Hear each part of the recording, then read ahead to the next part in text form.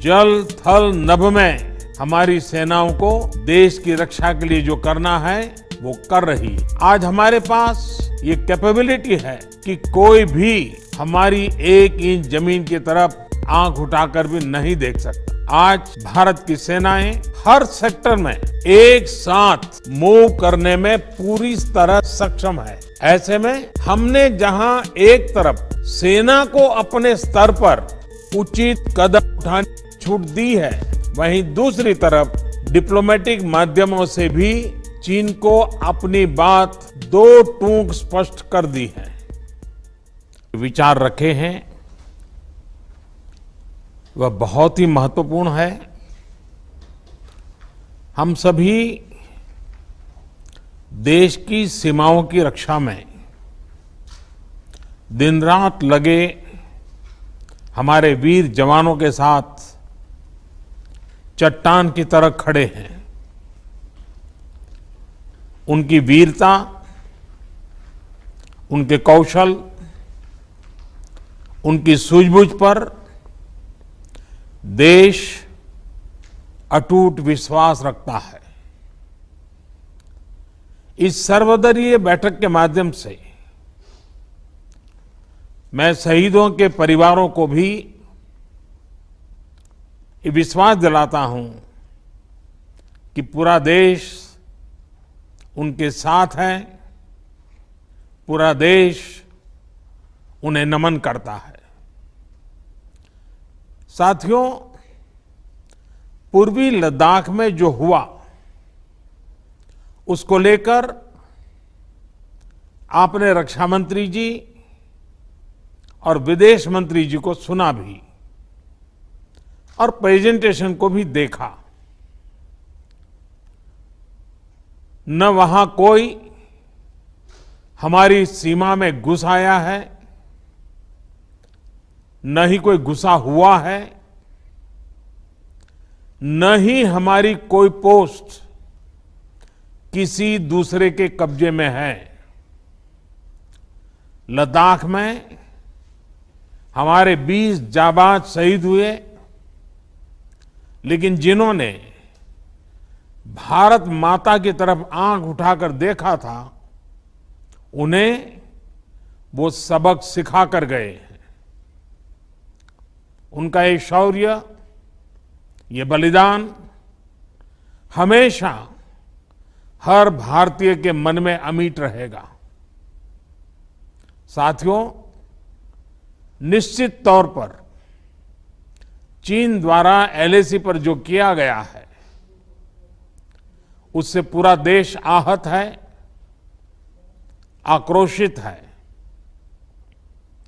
ये भावना हमारी इस चर्चा के दौरान भी आप सबके माध्यम से बार बार प्रकट हुई है। मैं आपको भी आश्वस्त कर रहा हूं कि हमारी सेना देश की रक्षा के लिए कोई कसर नहीं छोड़ रही है।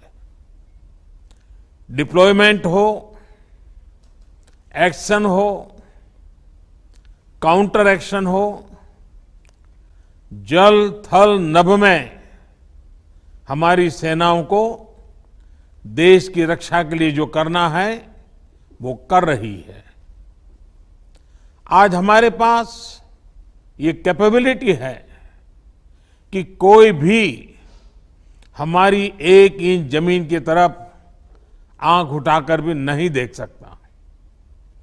आज भारत की सेनाएं हर सेक्टर में एक साथ मूव करने में पूरी तरह सक्षम है। ऐसे में हमने जहां एक तरफ सेना को अपने स्तर पर उचित कदम उठाने की छूट दी है, वहीं दूसरी तरफ डिप्लोमेटिक माध्यमों से भी चीन को अपनी बात दो टूक स्पष्ट कर दी है। भारत पीस और फ्रेंडशिप चाहता है, लेकिन अपनी सॉवरेनिटी की रक्षा हमारे लिए सर्वोपरि है और आप सबने भी इसी भाव को प्रकट किया है। साथियों, बीते 5 वर्षों में देश ने अपनी सीमाओं को सुरक्षित करने के लिए बॉर्डर एरिया में इंफ्रास्ट्रक्चर डेवलपमेंट को प्राथमिकता दी है। हमारी सेनाओं की दूसरी आवश्यकताओं जैसे फाइटर प्लेन्स, आधुनिक हेलीकॉप्टर, मिसाइल डिफेंस सिस्टम आदि पर भी हमने बहुत बल दिया है। नए बने हुए इंफ्रास्ट्रक्चर की वजह से खासकर एलएसी में अब हमारी पेट्रोलिंग की कैपेसिटी भी बढ़ गई है। पेट्रोलिंग बढ़ने की वजह से अब सतर्कता बढ़ी है और एलएसी पर हो रही गतिविधियों के बारे में भी समय पर पता चल रहा है। जिन क्षेत्रों पर पहले बहुत नजर नहीं रहती थी, अब वहां भी हमारे जवान अच्छी तरह से मॉनिटर कर पा रहे हैं, रिस्पॉन्ड भी कर पा रहे हैं। अब तक जिनको कोई पूछता नहीं था, कोई रोकता टोकता नहीं था, अब हमारे जवान डगर डगर पर उन्हें रोकते हैं, उन्हें टोकते हैं। बेहतर हो रहे इंफ्रास्ट्रक्चर से एक मदद ये भी मिली है कि हमारे जवान जो उस कठिन परिस्थिति में वहां तैनात रहते हैं, उन्हें साजो सामान पहुंचाने में आसानी हुई है। साथियों, राष्ट्रहित, देशवासियों का हित हमेशा हम सभी की सर्वोच्च प्राथमिकता रही है। चाहे ट्रेड हो, कनेक्टिविटी हो, काउंटर टेररिज्म हो, भारत ने कभी किसी बाहरी दबाव को स्वीकार नहीं किया है। राष्ट्रीय सुरक्षा के लिए जो भी जरूरी कार्य है, जो भी जरूरी इंफ्रास्ट्रक्चर का निर्माण है, उसे इसी तरह तेज गति से आगे भी किया जाता रहेगा। मैं आप सभी को, सभी राजनीतिक दलों को फिर से आश्वस्त करता हूं कि हमारी सेनाएं सीमाओं की रक्षा करने में पूरी तरह सक्षम है। हमने उन्हें यथोचित कार्रवाई के लिए पूरी छूट दी हुई है। आप सभी ने इस बैठक के लिए अपना समय दिया, अपने मूल्यवान सुझाव दिए।